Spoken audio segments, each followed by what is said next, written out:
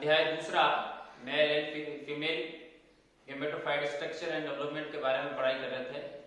आज उसी का दूसरा इसका हमारे पास टॉपिक है स्पोरोजीनियस सेल्स, जिन्हें बीजाणुजन कोशिकाएं भी कहते हैं। तो आज इसके बारे में हम जानकारी लेंगे, स्पोरोजीनियस सेल्स या बीजाणुजन कोशिकाएं। अब देखिए ये होता क्या है। आपने देखा है पराग कोश में जो एंथर होता है हमारा पुष्प का, पराग कोश में पराग कोश भित्ति द्वारा आवृत का मतलब होता है घिरे हुए गुना। परागकोश भित्ति द्वारा आवृत कोशिकाओं का समूह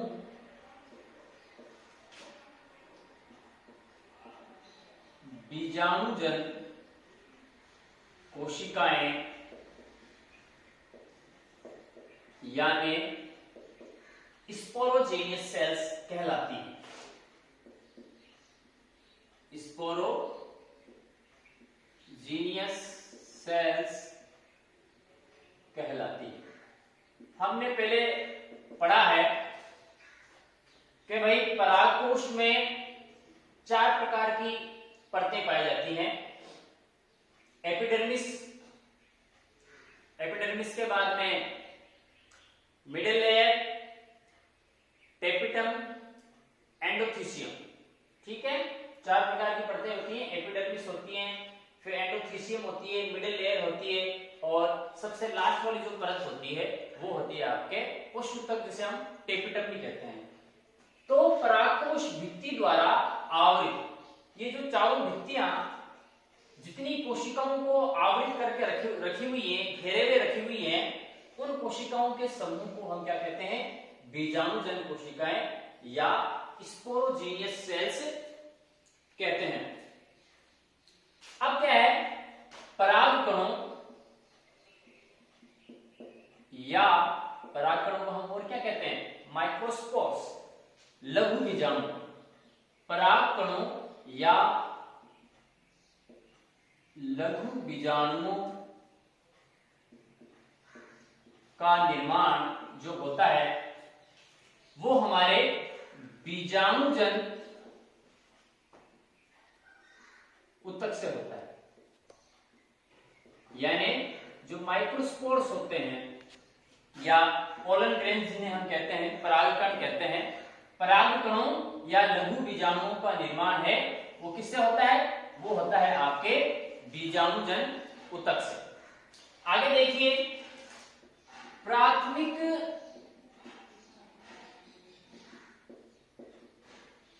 बीजाणुजन कोशिकाएं या तो सीधे ही प्राथमिक बीजाणुजन कोशिकाएं या तो सीधे ही लघु बीजाणुजन कोशिकाओं के रूप में कार्य करके सूत्री या समसूत्री सूत्री विभाजन द्वारा परागकणों का निर्माण करती है।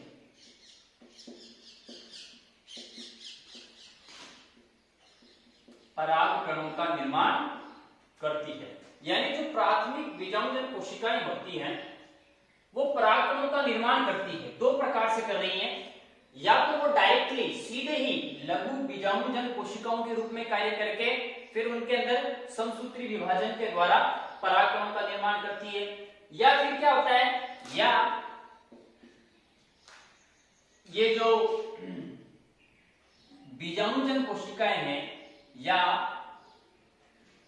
बीजाणुजन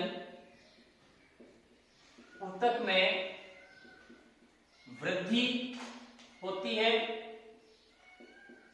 और इस बीजाणुजन ऊतक की जो कोशिकाएं होती हैं और इस बीजाणुजन ऊतक की कोशिकाएं लघु बीजाणुजन के रूप में कार्य करती है। अब जब ये लघु बीजाणुजन कोशिका के रूप में कार्य करेगी तो फिर उससे आपको पता है कि लघु बीजाणुजन कोशिकाओं के रूप में कार्य करने के कारण इस प्रकार भी परागकणों का निर्माण हो जाता है। अब आगे क्या होता है कि जो प्रत्येक बीजाणुजन कोशिका है उसमें अर्धसूत्री विभाजन होता है। प्रत्येक बीजाणुजन यानी स्पोरोजीनियस जो सेल्स होती हैं, हर एक स्पोरोजीनियस सेल्स में प्रत्येक बीजाणुजन कोशिका में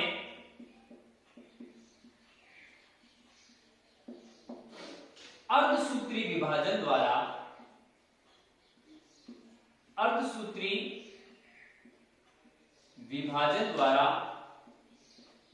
चार हैप्लॉइड यानी एक गुणित यानी जो प्रत्येक बीजाणुजन कोशिका है उसमें अर्धसूत्री विभाजन होगा और इस अर्धसूत्री विभाजन के कारण चार एक गुणित क्या बनते हैं? लघु बीजाणु या आप कह सकते हो पोलन ग्रेन पराग कण बनते हैं।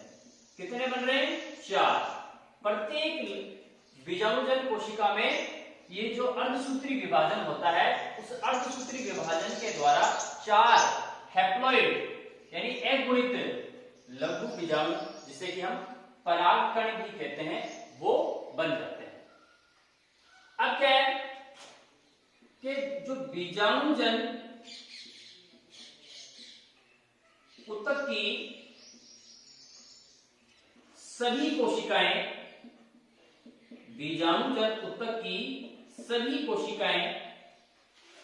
परागकण निर्माण में अपना योगदान दे सकती है, या हम कह सकते हैं कि प्रत्येक बीजाणुजन ऊतक की कोशिका है वो परागकण पोलन ग्रेन्स बना सकती है कि सभी कोशिकाएं परागकण बना सकती हैं, लेकिन ऐसा होता नहीं है। लेकिन सभी की सभी जो बीजाणुजन ऊतक की कोशिकाएं हैं वो परागकण, वैसे इनके अंदर कैपेसिटी होती है, क्षमता होती है कि वो परागकण बना सकती हैं, लेकिन फिर भी ऐसा होता नहीं है। क्यों? क्योंकि इस पूरी प्रक्रिया के दौरान बहुत सी जो कोशिकाएं हैं वो क्या हो जाती है? नष्ट हो जाती हैं। लेकिन इस प्रक्रिया के दौरान कौन सी प्रक्रिया? परागकण बनने की। लेकिन इस प्रक्रिया के दौरान अधिकांश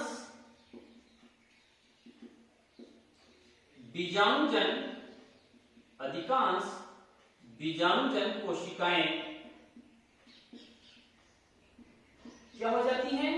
नष्ट हो जाती हैं, डिस्ट्रॉय हो जाती हैं, नष्ट हो जाती हैं। तो ये जब बीजाणुजन कोशिकाएं नष्ट हो जाएंगी तो उनका कुछ ना कुछ तो हो गई। तो अब इनका हो क्या रहा है कि जो बीजाणुजन कोशिकाएं नष्ट हो चुकी हैं उनका भी उपयोग हो रहा है। किनके रूप में? कि जो विकासशील कोशिकाएं हैं उनके पोषण हेतु ये बीजाणुजन कोशिकाएं हैं नष्ट हुई जो नष्ट हो चुकी हैं वो कोशिकाएं हैं उनके पोषण में उपयोगी हो जाती हैं। तो नष्ट हुई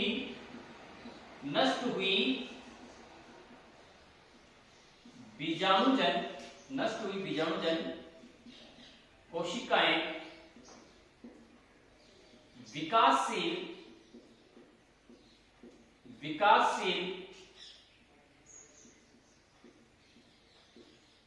कोशिकाओं के विकासशील कोशिकाओं के पोषण हेतु उपयोग में ली जाती है।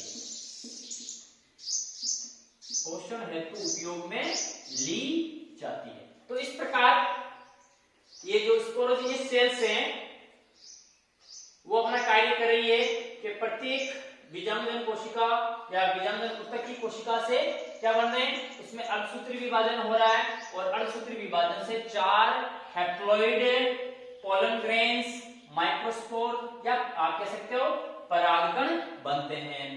बीजाणुजन ऊतक की सभी कोशिकाओं में एक क्षमता होती है कि वो विभाजन करके आपके परागकण बना सकती हैं, परंतु ऐसा होता नहीं है। उनमें से अधिकांश जो कोशिकाएं हैं वो नष्ट हो जाती हैं और जो कोशिकाएं नष्ट होती हैं वो फिर जो विकासशील बीजाणुजन कोशिकाएं होती हैं उनके पोषण हेतु उपयोग में ले ली जाती हैं।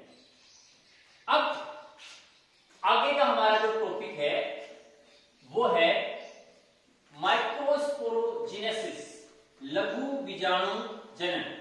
हिंदी में कहते हैं लघु बीजाणु जनन या माइक्रोस्पोरो।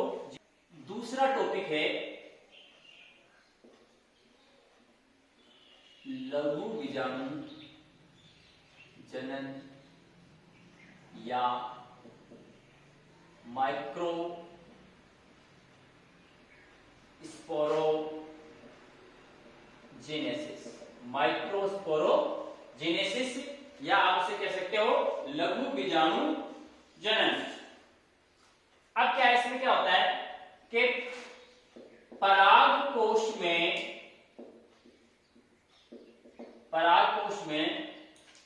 उपस्थित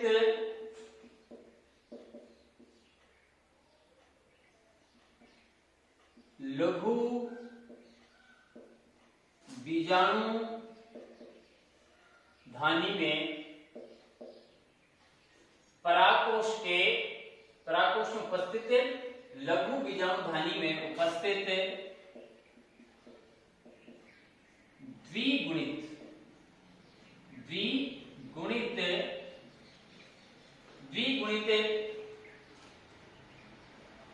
लघु बीजाणु मात्र कोशिका में अर्धसूत्री विभाजन द्वारा 4 A गुणित लघु बीजाणु 4 A गुणित लघु बीजाणु 4 A गुणित लघु बीजाणु के निर्माण की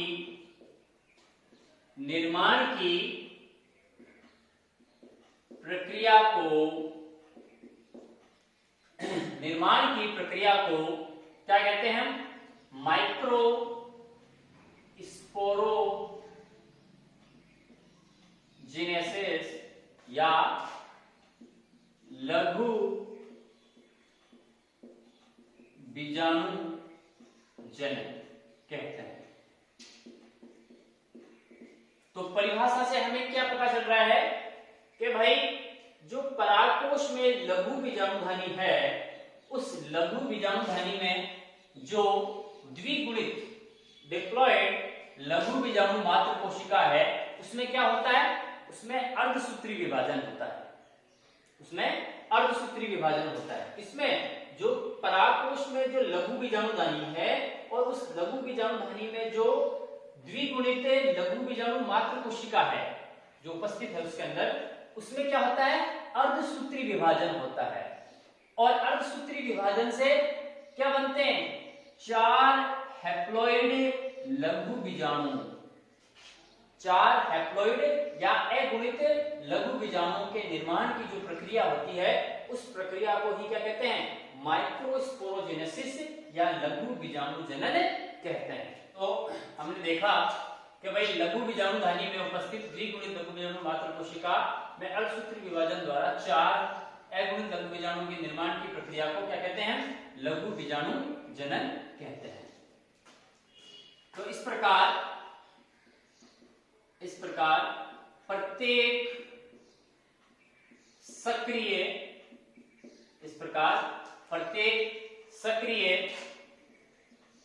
लघु बीजाणु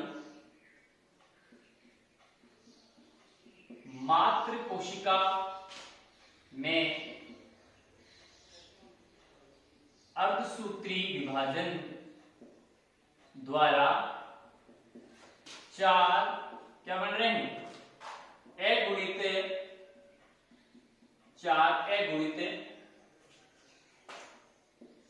लघु बीजाणु बनते हैं। और यही प्रक्रिया क्या कहलाती है? माइक्रोस्पोरोजेनेसिस। तो ये आपके लघु बीजाणु मात्र कोशिका, इसमें क्या हो रहा है आपके? इसमें हो रहा है आपके अर्धसूत्री विभाजन, और इस अर्धसूत्री विभाजन से क्या बन रहे हैं?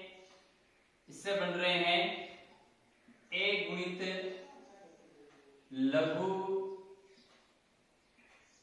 बीजाणु। कितने बन रहे हैं? 4 बन रहे हैं। तो इस प्रकार ये जो पूरी प्रक्रिया है वो क्या कहलाती है आपके?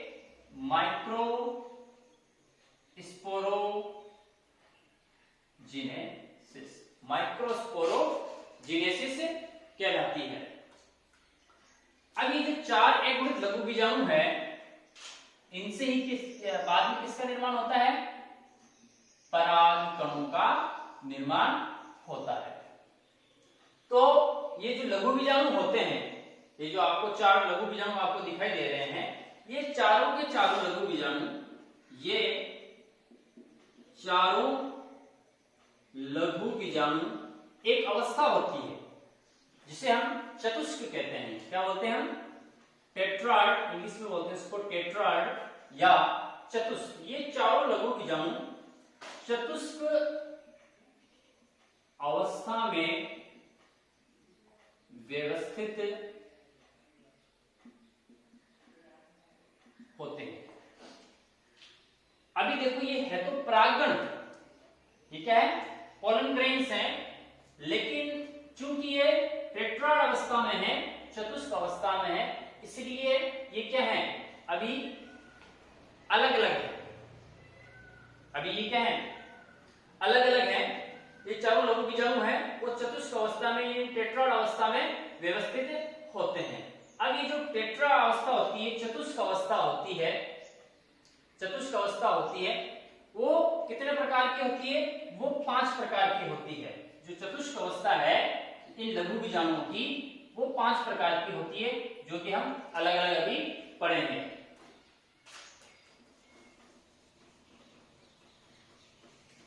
स्पोरोजेनेसिस, माइक्रोस्पोरोजेनेसिस में क्या हुआ कि भाई लघु बीजाणु बन चुके हैं, लेकिन ये जो लघु बीजाणु बने हैं आपके 4 हैप्लॉइड लघु बीजाणु बने हैं, वो क्या हैं? चतुष्क अवस्था में व्यवस्थित हैं। और ये जो चतुष्क अवस्था है इन लघु बीजाणुओं की, वो 5 प्रकार की होती है।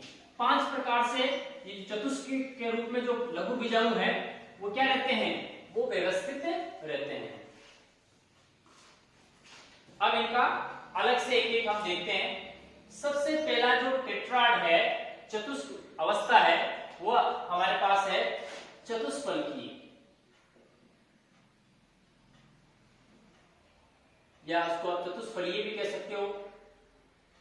इंग्लिश में बोलते हैं इसको टेट्राहेड्रल, चतुष्फलकीय। अब देखो इस अवस्था में क्या होता है, एक डायग्राम के माध्यम से हम इसको समझते हैं।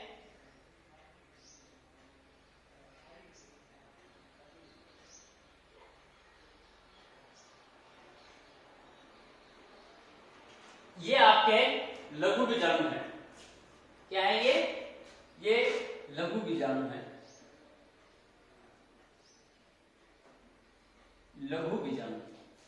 जैसा कि इसमें आपको दिखाई दे रहा है चतुष्फलकीय, और ये आपके क्या है, लघु बीजाणु। अब इसमें आप देखिए, हम देखेंगे तो आपको यदि एक तल से हम इसको, इस अवस्था को देखेंगे, चतुष्फलकीय अवस्था को देखेंगे, तो हमें 3 लघु बीजाणु दिखाई देते हैं। कितने दिखाई दे रहे हैं हमें? 3 लघु बीजाणु दिखाई दे रहे हैं। चूंकि अभी तो हमने बात की है कि 4 अगुणित लघु बीजाणु का निर्माण होता है, और वो चतुष्क रूप में एक दूसरे से क्या होते हैं, व्यवस्थित होते हैं, सेपरेटेड रहते हैं। लेकिन यहाँ तो हमें 3 लघु बीजाणु दिखाई दे रहे हैं। ऐसा इसलिए हो रहा है, एक्चुअल में ये है तो 4 लघु बीजाणु हैं, तो 3 तो हमें दिखाई दे रहे हैं, और जो चौथा लघु बीजाणु है, जो 4th माइक्रोस्पोर है, लघु बीजाणु है, वो क्या है, वो इन तीनों के क्या है, पीछे, इन तीनों के पीछे उपस्थित है।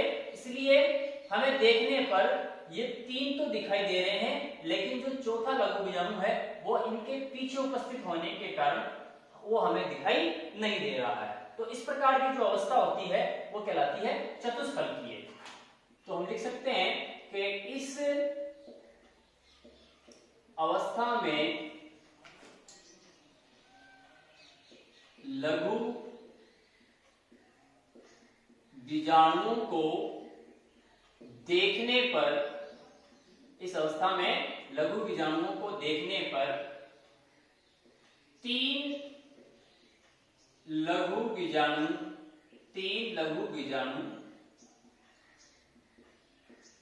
दिखाई देते हैं। चौथा लघु बीजाणु दिखाई नहीं देता। चौथा लघु बीजाणु दिखाई नहीं देता। क्यों?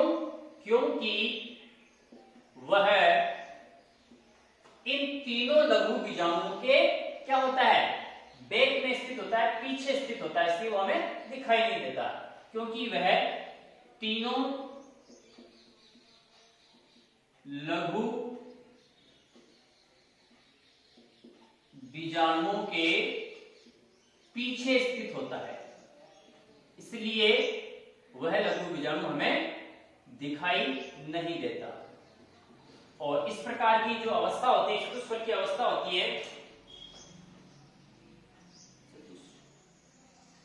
इस प्रकार की जो अवस्था होती है वो अधिकांश किसमें होती है, द्विबीजपत्री पादपों में।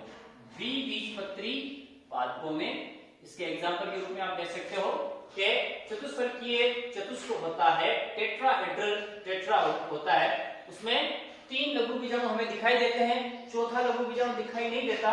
क्यों? क्योंकि जो चौथा लघु बीजाणु होता है वो इन तीनों के क्या होता है, पीछे होता है, अतः वो हमें दिखाई नहीं देता। तो ये तो होती है आपकी चतुष्फलकीय चतुष्क। दूसरी जो अवस्था है वो है समद्विपार्श्विक।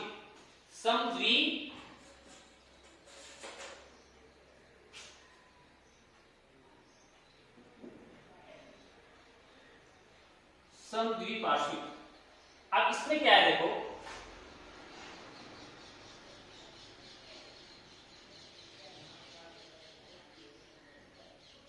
ये इस प्रकार देखिए, समद्विपार्श्विक में इसमें आपको चारों लघु बीजाणु क्या होते हैं, दिखाई दे रहे हैं, और चारों लघु बीजाणु एक ही तल में क्या होते हैं, स्थित होते हैं। तो इस अवस्था में चारों लघु बीजाणु दिखाई देते हैं तथा चारों लघु बीजाणु दिखाई देते हैं तथा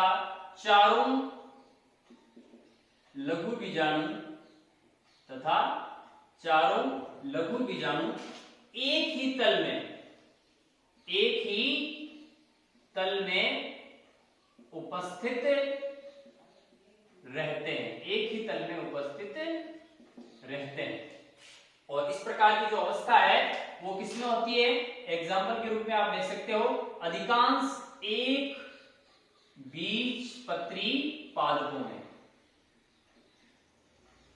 एक बीजपत्री पादपों में इस प्रकार की अवस्था होती है। इसमें चारों लघु बीजाणु आपको दिखाई दे रहे हैं और चारों के चारों लघु बीजाणु हैं वो एक ही तल में क्या होते हैं, उपस्थित होते हैं। तीसरा आता है आपके क्रोसित। क्रोसित इसमें देखिए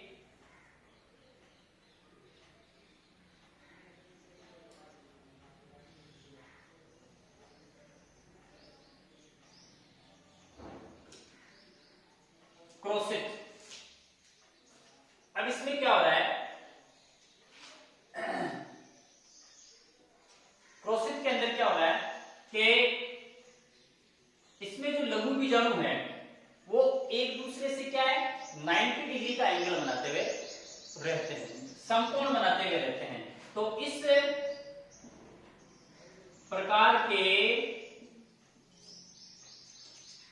चतुष्क,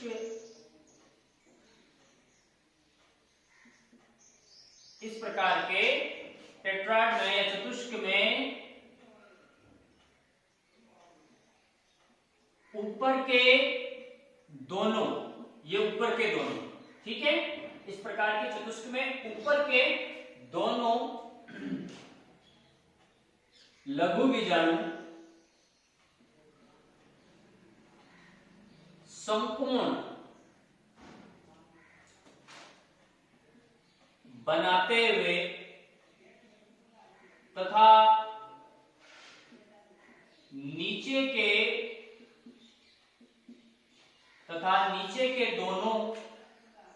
के दोनों लघु बीजाणु भी तथा नीचे के दोनों लघु बीजाणु भी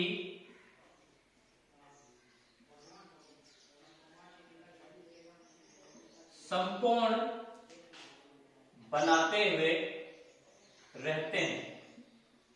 लेकिन एक चीज आप देखो यहां पर इस क्रोसित के अंदर के ऊपर के जो लघु बीजाणु है वो तो आपको दोनों दिखाई दे रहे हैं, लेकिन नीचे के जो लघु बीजाणु है वो हालांकि है 90 डिग्री में एक दूसरे से समकोण बना रहे हैं, लेकिन दिखाई हमें केवल एक लघु बीजाणु ही देगा। दोनों लघु बीजाणु नीचे के दोनों लघु बीजाणु दिखाई नहीं देंगे, ऊपर के तो दोनों दिखाई देंगे और ऊपर के दोनों आपस में समकोण भी बना रहे हैं, नीचे के भी बना रहे हैं समकोण एक दूसरे से। लेकिन यहां पर हम जब देखेंगे तो नीचे के दोनों लघु बीजाणुओं में से केवल एक लघु बीजाणु ही हमें दिखाई देगा। तो दोनों लघु बीजाणु की समकोण बनाते हुए रहते हैं, लेकिन नीचे के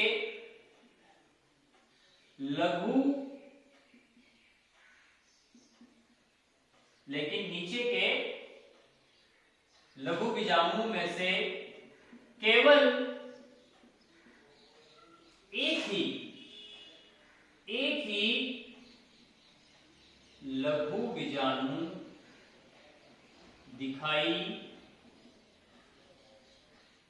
देता है। एक ही लघु बीजाणु क्या होगा हमें दिखाई देगा, दोनों के दोनों लघु बीजाणु है वो दिखाई नहीं देंगे। और इसका उदाहरण है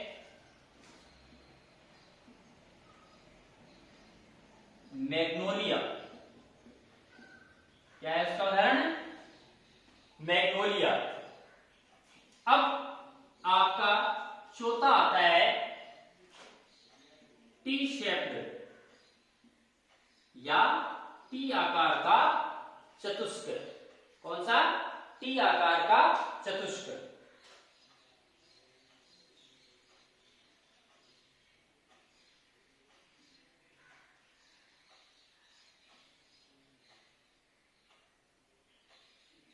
अब देखिए ये है टी शेप्ड।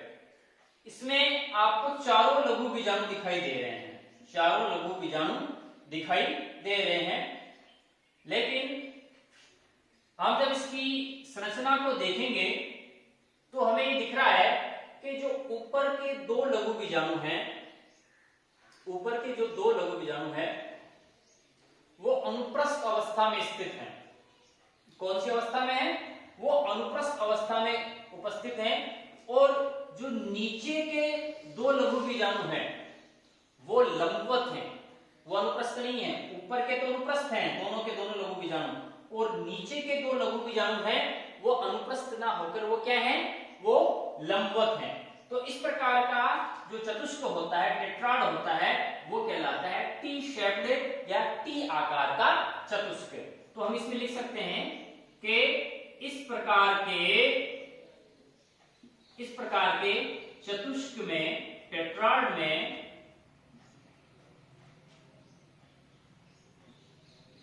ऊपर के दोनों लघु बीजाणु, ऊपर के दोनों लघु बीजाणु तो कौन सी अवस्था में है? अनुप्रस्थ अवस्था में। अनुप्रस्थ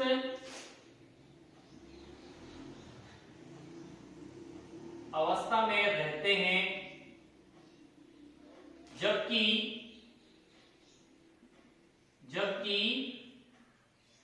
नीचे के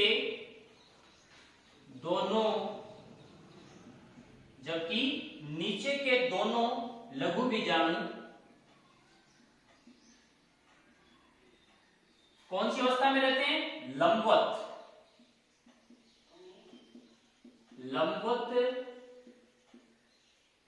अवस्था में रहते हैं। इसका एग्जाम्पल हो जाएगा आपके एरिस्टोलोकिया।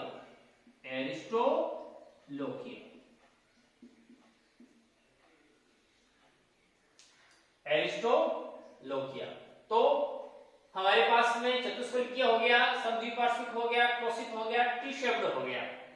अब एक अंतिम बचता है, अंतिम टेट्राड हमारे पास में उपस्थित है, पांचवा। वो कौन सा है? रेखित।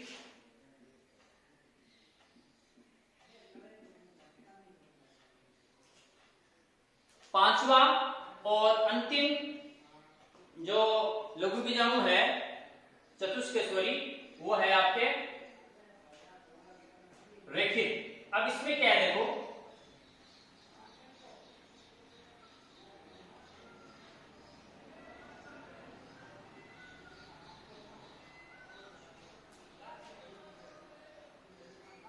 इसमें आप देखोगे इस टेट्राड के अंदर कि इस चतुष्क के अंदर चारों के चारों लघु बीजाणु हैं वो एक ही अवस्था में उपस्थित हैं।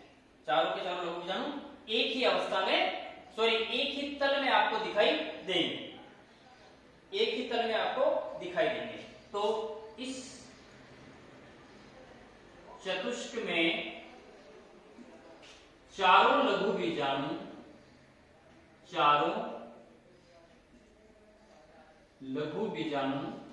क्या होते हैं? एक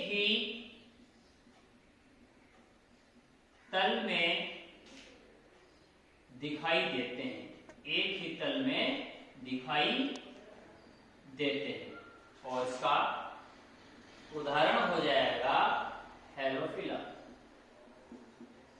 ठीक है?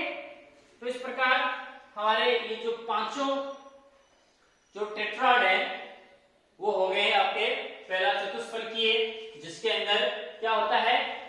तीन दिखाई देते हैं, ठीक है, और चौथा दिखाई नहीं देता, क्योंकि वो चौथा है वो तीनों के पीछे छिपा हुआ होता है।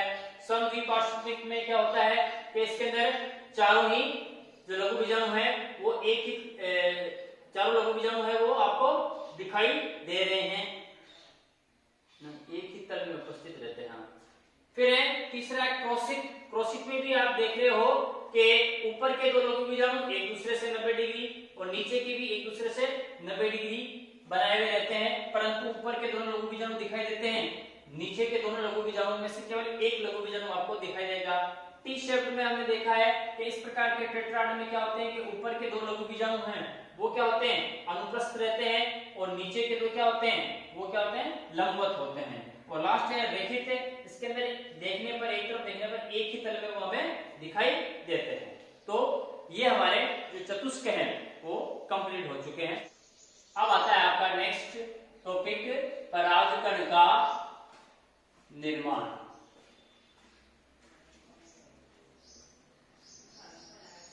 परागकण का निर्माण, अभी हमने जो टेट्राड पढ़े हैं उन टेट्राड में हमने देखा है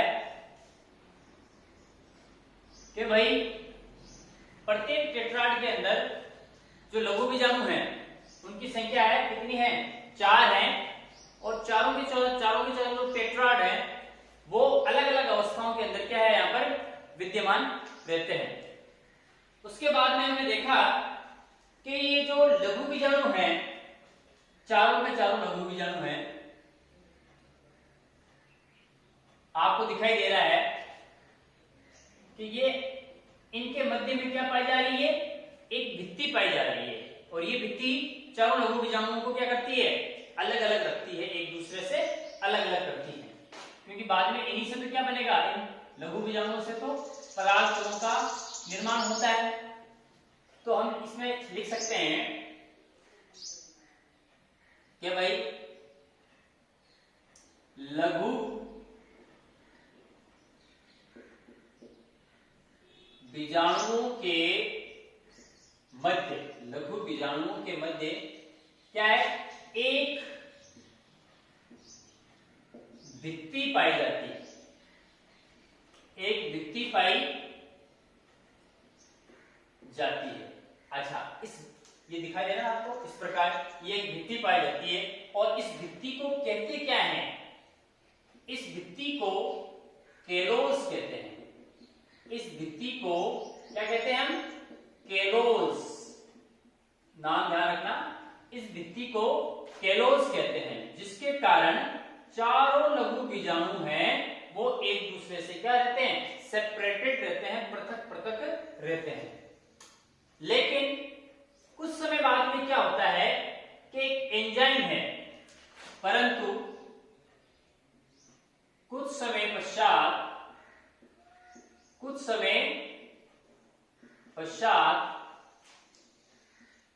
एक एंजाइम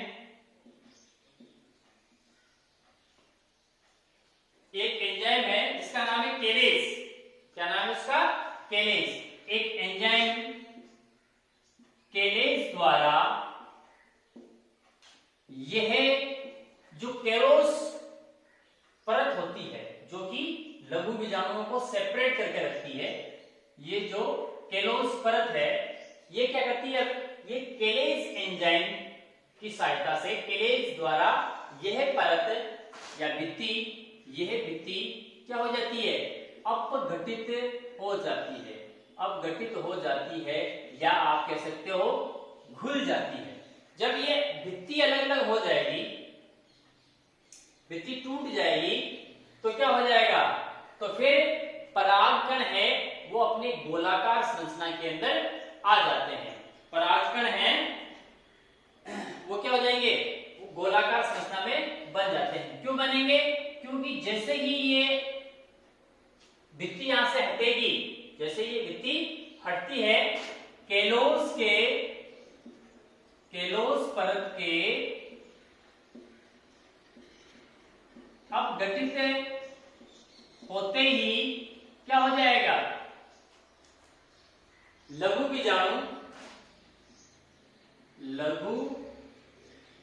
बीजाणु चतुष्क अवस्था से क्या हो जाएंगे, मुक्त हो जाएंगे, मुक्त हो जाएंगे। पहले तो क्या था कि मुक्त नहीं थे, क्यों, क्योंकि बीच में इन लघु बीजाणुओं के बीच में आपको दिखाई दे रही है ये केलोस जो परत है या केलोस की जो भित्ति है वो इनको सेपरेट करके रखी हुई थी, ठीक है। लेकिन ये जो केलोस परत है वो केलेस नामक एंजाइम की सहायता से अपघटित हो जाता है, घुल जाता है। तो जैसे ही ये भित्ति हटती है, ये केलोस भित्ति हटती है, केलेस एंजाइम की सहायता से अपघटित होती है, तो ये जो लघु बीजाणु है वो अपने अपने जो टेट्राड अवस्था होती है, कंडीशंस होती है, चतुष्क अवस्था होती है, उससे क्या हो जाते हैं, उनसे मुक्त हो जाएंगे। और मुक्त होने पर क्या हो जाता है, इनका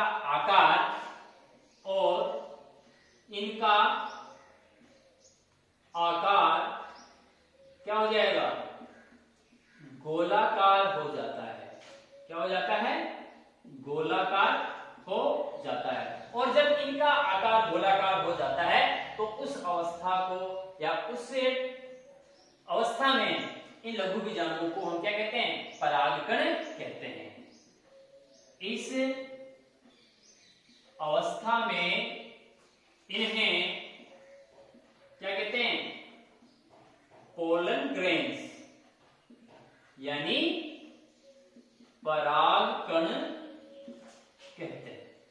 ठीक है, तो इस प्रकार आपके परागकणों का क्या हो रहा है, निर्माण हो रहा है। केलोस लघु बीजाणु के मध्य में केलोस की भित्ति पाई जा रही है, चतुष्क अवस्था में पाए जा रहे हैं। चतुष्क अवस्था के कारण ये क्या होते हैं, सेपरेटेड रहते हैं। फिर ये जो केलोस की जो भित्ति है वो केलेस एंजाइम द्वारा क्या हो जाती है, घुल जाती है, अपघटित हो जाती है। और जैसे ही ये भित्ति अपघटित होती है, घुलती है, तो चारों के चारों लघु बीजाणु है वो क्या हो जाते हैं, मुक्त हो जाएंगे।